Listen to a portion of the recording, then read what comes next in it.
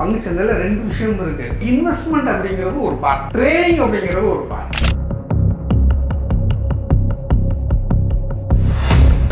இதில் ஸ்கேம் அப்படிங்கிற விஷயம் எங்கே வருமா? இன்வெஸ்ட்மெண்ட்டுக்குள்ளே வரவே வராது. எப்போ இதை வந்து ட்ரேடிங் எடுக்கிறாங்க, வர்த்தகம் பண்ணுறாங்களோ அங்கே வந்து ஸ்கேம் நடக்கிறதுக்கான வாய்ப்புகள் இருக்குது. நம்மளுடைய தேவைகளும் நம்மளுடைய ஆசைகளும் நம்மளை என்ன பண்ணோம் அப்படின்னா கடுமையாக தூண்டும். 10 ரூபா விடுறதுக்கு வந்து நம்மளால் வந்து மாதம் ஏற்றுக்காது. அந்த 10 ரூபாயை திரும்ப மறுபடியும் நம்ம எடுத்தே ஆகணும். அது 10,000 இருந்தாலும் சரி, 10 லட்சமாக இருந்தாலும் சரி, 1000 போட்டுருவோம், 1000 ரூபா லாஸ் ஆயிடுச்சு, அடுத்த வாய்ப்பு வரும். உடனே நாளைக்கே மார்க்கெட்டு வந்து காணாமல் போகிறது இல்லை. 1800 இருக்குது, இன்னும் இருக்கும், நமக்கு பின்னாடியும் இருக்கும். ஸோ அது வந்து எங்கேயும் போகாது. இப்போ அடுத்த ஆப்பர்ச்சுனிட்டிக்காண்டி வெயிட் பண்ணுவோம் அப்படிங்கிற அந்த ஒரு தெளிவு, அந்த ஒரு ஞானம் வரணும்.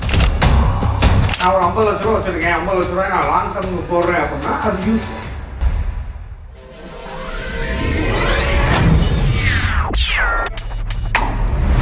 தி மணி எக்ஸ்போஸ் வியூவர்ஸ்க்கு வணக்கம்.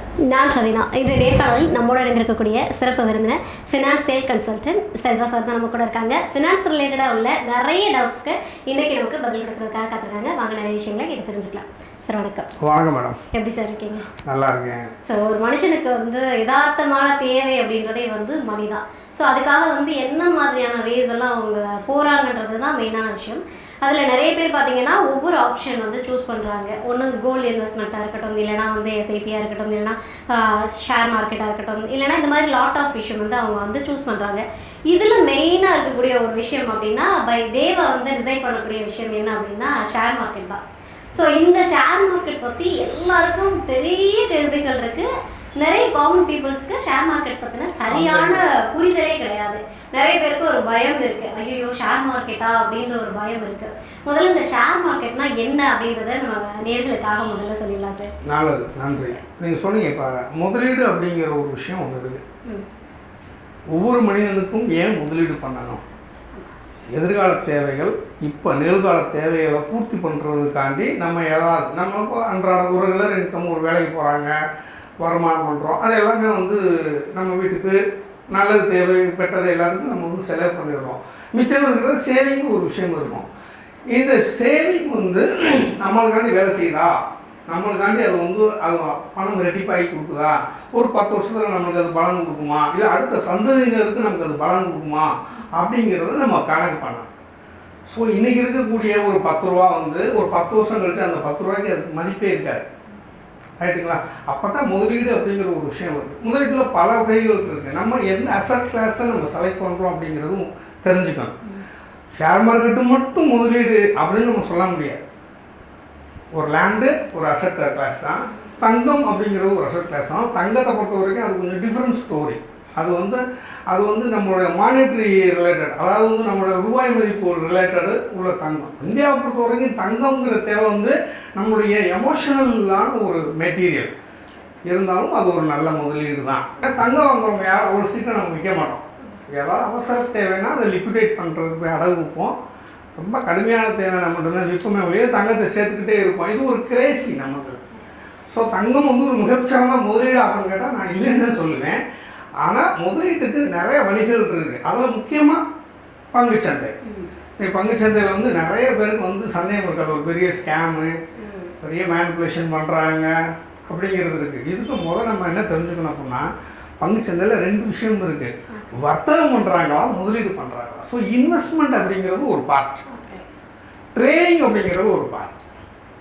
ட்ரேடிங்கிறது வந்து சாதாரணமாக ஒரு பேசிவாக ரெவன்யூ வர ஒரு விஷயம். பேசிவ் இன்கம் தான், அது ரெகுலர் இன்கம் இல்லை, பேசிவ் இன்கம் தான்.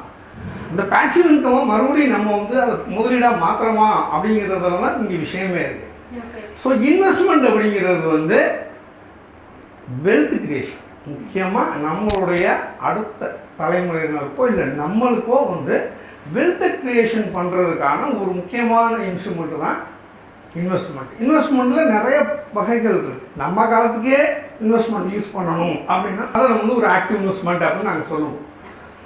இல்லை அடுத்து என்னுடைய குழந்தைகள், என்னுடைய பேரம்பேத்திகள் வரைக்கும் வந்து இந்த இன்வெஸ்ட்மெண்ட் வந்து ஒரு வெல்த் கிரியேஷன் பண்ணணும் அப்படின்னு சொன்னால் அதை நாங்கள் பேசிவ் இன்வெஸ்ட்மெண்ட்னு சொல்லுவோம். ஸோ இன்வெஸ்ட்மெண்ட்னா கண்ணை மூடிட்டு போய் நம்ம எதுலேயும் முதலீடு பண்ணக்கூடாது. எந்த கம்பெனியில் நம்ம முதலீடு பண்ணுறோம், அந்த கம்பெனி யார், அந்த கம்பெனி இவ்வளோ வருஷமாக என்ன பண்ணிகிட்டு இருந்தாங்க. ரொம்ப சிம்பிள். ஒரு கம்பெனியை நம்ம தேர்ந்தெடுக்கிறோம்னா அந்த கம்பெனி நம்ம பார்ட்னர் ஆகிறதுக்கு சமம். அந்த கம்பெனியில் நம்ம ஒரு பங்குதாரருக்கு பார்ட்னர் ஆகிறதுக்கு சமம். ஏன்னா மெயின் பார்ட்னருக்கு நமக்கு உள்ள ஒரே ஒரு வித்தியாசம், மெயின் பார்ட்னருக்கு வந்து லாபம் நஷ்டம் எல்லாத்துலேயுமே அவங்க பங்கெடுக்கணும். நம்ம வந்து நம்மளுடைய முதலீடை வந்து ஒரு கம்பெனிக்கு கொடுக்குறோம் அப்படின்னா அவங்க பிஸ்னஸை எக்ஸ்பேண்ட் பண்ணுறதுக்காண்டி நம்ம கொடுக்குறோம், முதல் முறையாக கொடுக்குறோம். அதுக்கப்புறம் அந்த பங்குகளுடைய விலை அதை வந்து ப்ரைமரி மார்க்கெட் நம்ம சொல்லுவோம். முதல் முறையாக அவங்க வந்து இனிஷியல் பப்ளிக் ஆஃபர் அப்படின்னு சொல்லி வெளியிடுறாங்க, அதை நம்ம வாங்குகிறோம் அப்படின்னா இந்த ஃபண்ட் வந்து அவங்களுடைய பிஸ்னஸ் எக்ஸ்பேன்ஷன் பண்ணுறதுக்காண்டி கேபெக்ஸ்ன்னு சொல்லுவோம். அதுக்காண்டி போயிடும். அதுக்கப்புறம் காலப்போக்கில் நான் வாங்கினதை உங்கள்கிட்ட விற்க, நீங்கள் அடுத்தவங்கள்ட்ட விற்க, அப்போ இந்த ப்ரைஸ் அப்ரிஷியேட் ஆகும். ஒரு 100 ரூபா பங்கு 1000 ரூபாய்க்கு கூட போகலாம், 2000 ரூபாய்க்கு கூட போகலாம். ஸோ இந்த ப்ரைஸ் அப்ரிசியேஷனை கேட்ச் பண்ணுறது தான் இங்கே இன்வெஸ்ட்மெண்ட்டில் இருக்கிற ஒரு முக்கியமான ஆப்ஜெக்ட். லாங் டேர்முக்கு நம்ம ஒரு பங்கை வாங்குறோமா இல்லை ஷார்ட் டேர்முக்கு ஒரு பங்கை வாங்குறோமா அப்படிங்கிறதுல நம்ம வந்து குறியாக இருக்கணும். இதில் ஸ்கேம் அப்படிங்கிற விஷயம் எங்கே வருமா, இன்வெஸ்ட்மெண்ட்டுக்குள்ளே வரவே வராது. எப்போ இதை வந்து ட்ரேடிங் எடுக்கிறாங்க, வர்த்தகம் பண்ணுறாங்களோ அங்கே வந்து ஸ்கேம் நடக்கிறதுக்கான வாய்ப்புகள் இருக்குது. பெரும்பாலும் செபி வந்து வேர்ல்டுலேயே ரொம்ப செபி வந்து நம்ம securities exchange board of India வந்து சரியான ரெகுலேட்டர், அருமையாக கண்காணிக்கிறாங்க. நிறைய ரூல்ஸ் அண்ட் ரெகுலேஷன்லாம் வகுத்து வச்சுருக்காங்க. இப்போ ஒரு பங்கை வந்து ஒரே நாளில் இவ்வளவுக்கு வந்து விலை ஏற்றிட முடியாது, இறக்கிட முடியாது, அப்பர் பேண்ட் லோயர் பேண்ட் அப்படின்னு சொல்லி சில ரெகுலேஷன்ஸ் எல்லாம் அவங்க வச்சுருக்காங்க. ஆனால் இப்போ தின வர்த்தகமும் ஒன்று இருக்குது, நாள் வர்த்தகமும் ஒன்று இருக்குது. அதாவது வந்து இன்றைக்கி வாங்கி நாளைக்கு விற்கலாம், இன்றைக்கி வாங்கி ஒரு வாரம் கழிச்சு விற்கலாம், பங்கை வாங்கி ஒரு வாரம் கழிச்சு, இதெல்லாம் வர்த்தகம் சம்மந்தப்பட்டது. வர்த்தகத்தில் ஸ்கேம் நடக்கிறதுக்கான வாய்ப்புகள் நிறைய. ஓகே, இப்போ எனக்கு தெரிஞ்ச ஒருத்தவங்களே பார்த்தீங்கன்னா ட்ரேடிங்கில் வந்து 1 crore வரைக்கும் லாஸ் பண்ணியிருக்காங்க. ஃபைனலாக அவங்க எடுத்த டிசிஷன் என்ன அப்படின்னா வந்து இவ்வளோ கடன் ஆகிடுச்சு அப்படின்னு சொல்லிட்டு சீரியஸ்லி அவங்க வந்து இப்போ இல்லை அவங்க இல்லை. ஸோ அப்படி இருக்கிற பட்சத்தில் இந்த ட்ரேடிங்கை நம்பி போகிறது அப்படின்றது பெரிய ரிஸ்க்கான ஒரு விஷயம் தானே சார்? கண்டிப்பாக. இந்த ஒரு விஷயம் என்ன பண்ணால் ட்ரேடிங் அப்படிங்கிறத முதல்ல நல்லா புரிஞ்சுக்கணும். ஒரு பங்கை இன்றைக்கே வாங்கி இன்றைக்கே விற்கிறது, இது வந்து ஈக்குட்டி. அதாவது வந்து ஷேரை வந்து ஈக்குட்டின்னு சொல்லுவோம். நம்ம ஒரு ஷேரை வாங்கி ஒரு ஷேரை விற்கிறது, இன்றைக்கி வாங்கி ஒரு 4 நாள் 5 நாள் கழித்து விற்கிறது. இதில் கூட ரிஸ்க் கம்மி. ஆனால் முன்பேற வணிகம்னு ஒன்று இருக்குது, ஊக வணிகம்னு சொல்கிறது.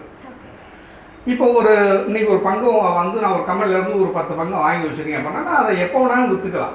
இப்போ விலை குறைந்து போனால் கூட நான் வந்து கொஞ்சம் காலதாமதம் பண்ணி இல்லை இந்த கம்பெனி எங்கேயும் போயிடாது, அதை கணக்கு பண்ணி தான் வாங்கியிருக்கோம், கண்டிப்பாக வந்து இந்த பங்கோட விலை மீண்டும் நம்ம வாங்கின விலைக்கே வருவோம், இல்லை அதையும் தாண்டி போகணும்னு நான் வெயிட் பண்ணலாம். 6 மாதம் வெயிட் பண்ணலாம், 1 வருஷம் வெயிட் பண்ணலாம். இதில் வந்து ரிஸ்க் வந்து ரொம்ப கம்மி தான். ரிஸ்க் இல்லாமல் இல்லை, ரிஸ்க் கம்மி. ஆனால் முன்பேற வணிகம்னு ஒன்று இருக்குது, அதை ஃபியூச்சர் அண்ட் ஆப்ஷன்ஸ்னு நம்ம சொல்கிறோம். ஃபியூச்சர் அண்ட் ஆப்ஷன்ஸில் ஹெவி ரிஸ்க் இருக்குது, ஹைலி ரிஸ்க் இருக்குது. இப்போ ரிஸ்க்குன்னா உங்களுக்கு தெரியும், நீங்கள் நம்ம ரோட்டை கிராஸ் பண்ணுறதா இருந்தால் கூட அதில் ரிஸ்க் இருக்குது. ஸோ சிஸ்டமேட்டிக் ரிஸ்க்கா அன்சிஸ்டமேட்டிக் ரிஸ்க்கா அப்படிங்கிறத பார்த்து தான் வணிகம் பண்ண முடியும். ஃபியூச்சர் அண்ட் ஆப்ஷன்ஸுங்கிறது வந்து ஒரு கான்ட்ராக்டை வாங்கி ஒரு கான்ட்ராக்டை விற்கக்கூடிய ஒரு செயல், உளவியல் சார்ந்த செயல். ட்ரேடிங் எப்போவுமே உளவியல் சார்ந்த செயல் அப்படிங்கிறத நம்ம வந்து ரொம்ப தெளிவாக புரிஞ்சுக்கணும். நம்மளுடைய தேவைகளும் நம்மளுடைய ஆசைகளும் நம்மளை என்ன பண்ணோம் அப்படின்னா கடுமையாக தூண்டும். 10 ரூபா விடுறதுக்கு வந்து நம்மளால் வந்து மனசு ஏற்றுக்காது. அந்த 10 ரூபாயை திரும்ப மறுபடியும் நம்ம எடுத்தே ஆகணும். அது 10,000 இருந்தாலும் சரி, 10 லட்சமாக இருந்தாலும் சரி, மனசு விடாது. ஏன்னா முன்பேற வணிகத்துக்குன்னு சில மேத்தமெட்டிக்ஸில் வந்து அது வேலை செய்யுது. அந்த கணிதத்தை யாரும் புரிஞ்சுக்கிறது. ஒரு ஃபியூச்சர் எப்படி வேலை செய்யுது, இல்லை ஒரு ஆப்ஷன்ஸ் எப்படி வேலை செய்யுது, மேலே போனால் உடனே வாங்கிடுவோம், கீழே போனால் உடனே விற்றுருவோம் அப்படின்னு அந்த மாதிரி அது நடக்கிறது இல்லை. ஒரு வார வணிகமாக முன்பேற வணிகமா இல்லை 1 மாதத்துக்கான முன்பேற வணிகமா அப்படின்னா அது ஒரு கான்ட்ராக்டை வாங்கி கான்ட்ராக்ட் விற்கிறீங்க. பங்குகளை வாங்கி வச்சுட்டு நீங்கள் விற்கலை, அதுக்கு பெரிய ஸ்விங் ட்ரேடு. அது வந்து கிட்டத்தட்ட இன்வெஸ்ட்மெண்ட் ரிலேட்டடாக இருக்கும், அதில் ரிஸ்க் ரொம்ப கம்மி. ஆனால் இங்கே முன்பேற வணிகத்தில் கிட்டத்தட்ட நம்ம மக்கள் சூதாட்டம் மாதிரி தான் அதில் இறங்குறாங்க. ஏன் முன்பேற வணிகத்தை கொண்டாந்தாங்க அப்படின்னா ஏற்கனவே எங்கள் ஒரு கோடி ரூபாய்க்கு ஒரு போர்ட்ஃபோலியோ இருக்குது. போர்ட்ஃபோலியோனா பலதரப்பட்ட பங்குகளை ஒரு டைவர்ஸ்ஃபைடாக நான் வாங்கி வச்சுருக்கேன் அதை பாதுகாக்கிறதுக்காண்டி கொண்டாடப்பட்ட ஒரு இன்ஸ்ட்ருமெண்ட்டு தான் ஃபியூச்சர் அண்ட் ஆப்ஷன்ஸ். அதுக்கு ஹெட்ஜிங் பண்ணுறதுக்காண்டி தான் அதை கொண்டாந்தாங்க. அப்போ ஹெட்ஜிங்னா என்ன அப்படிங்கிறத ஒரு மனிதன் நல்லா புரிஞ்சுக்கணும். அதையே வந்து ட்ரேடிங் எடுக்கிறேன் அப்படின்னா அதை ஒரு பிஸ்னஸாக அப்ரோச் பண்ணலாம். அதில் ஒரு பேசிவாக ரெவன்யூ உரிமையை ஒழிய அதிலே வந்து ஒரே நல்ல ஓவர் நைட்டில் வந்து நான் கோடீஸ்வரன் ஆகணும் அப்படின்னு சொல்லிட்டு எஃப்என்டோவில் கொண்ட போய் பணத்தை போடுறது அறியாமை ஃபஸ்ட்டு. அது எப்படி வேலை செய்யுது அப்படின்னா உங்களுக்கு தெரியல. அதுக்கு பின்னாடி நிறைய மேத்தமெட்டிக்ஸ் வேலை செய்யுது. இப்போ ஆப்ஷன்ஸ் எல்லாம் எடுத்துட்டோம்னா பிளாக் ஷோல் அப்படிங்கிற ஒரு கணிதத்தின் அடிப்படையில் தான் அந்த இன்சூரன்ஸ் அந்த ப்ரீமியம் வேலை செய்யுது. மேலே போனால் கால் ஆப்ஷன் வாங்குவாங்க, மார்க்கெட் கீழே போனால் புட் ஆப்ஷனை வாங்குவாங்க. அப்படின்னா மார்க்கெட்டு எப்படி மூவ் ஆகுது அப்படிங்கிற விஷயமே முதல்ல நமக்கு தெரிஞ்சுக்கணும். ஸோ மார்க்கெட்டில் உள்ளுக்குள்ளே எத்தனை வகையாக பிரித்து வச்சுருக்காங்க. இப்போ நம்ம பெஞ்ச் மார்க் வந்து நிஃப்டி மெயினாக எடுத்துக்கிட்டோம்னா 50 முக்கியமான கம்பெனிகள், 50 முக்கியமான கம்பெனிகளோட பங்கோட விலை ஏறும்போது அந்த நிஃப்டியோட நம்பர் மேலே ஏறும். அது எப்படி ஏறுது அப்படிங்கிற கணிதத்தை நம்ம ஒழுங்காக புரிஞ்சுக்கிட்டோம்னா முன்பேற வணிகத்தில் கூட நம்ம கரெக்டான ரிஸ்க் எடுத்து நம்ம ரிவார்டை எடுக்கலாம். இதெல்லாம் எதுவுமே தெரிஞ்சுக்காம இந்த பேக் எண்டில் என்ன நடக்குது அப்படின்னு தெரிஞ்சுக்காம கண்மூடித்தனமாக வணிகத்துக்குள்ளே போகும்போது தான் மிகப்பெரிய இழப்புகளும் மீள முடியாத இழப்புகளும் இங்கே நடக்குது, சுகங்களும் நடக்குது.